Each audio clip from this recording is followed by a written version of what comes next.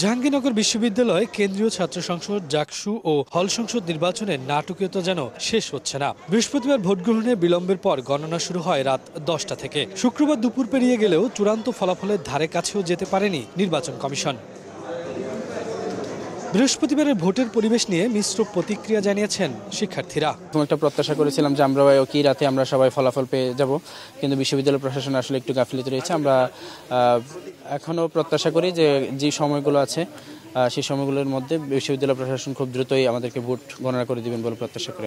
এরকম অবস্থা কেন হবে এই প্রশাসনের? জাকসু নির্বাচনের এই অবস্থা কেন হবে? 33 বছর পরে এই সিনেমা কেন হবে? নির্বাচন কমিশন জানায় হল সংসদের কার্যক্রম শেষ হলেই শুরু হবে কেন্দ্রীয় সংসদের ভোট গণনা। তবে ফলাফল কখন প্রকাশ করা হবে তা এখনো নিশ্চিত নয়। আমাদের 3টি হল বাকি আছে, তো এই 3টি হল যে বাকি আছে সেক্ষেত্রে নামাজের বিরতি সবকিছু সে আনুমানিক 2টো।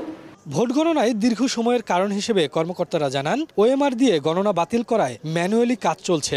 নির্ভুল ফলাফলের জন্য সময় বেশি লাগছে। এটা তো রেজাল্ট দেওয়ার বিষয় না, এটা আমরা যথেষ্টভাবে সবাই গত সারা রাত কাজ করেছি আর এখনো চলমান আছে। আমরা চেষ্টা করছি, দেখা যাক। এদিকে ফলাফল ঘিরে সিনের ভবন সহ ক্যাম্পাসে কঠোর অবস্থানে পুলিশ। যে কোনো পরিস্থিতি মোকাবেলায় প্রস্তুত আইন শৃঙ্খলা বাহিনীর 1000 সদস্য। বিশৃঙ্খলা হবে না, আমরা যেহেতু আইন শৃঙ্খলা রক্ষার দায়িত্বে রয়েছি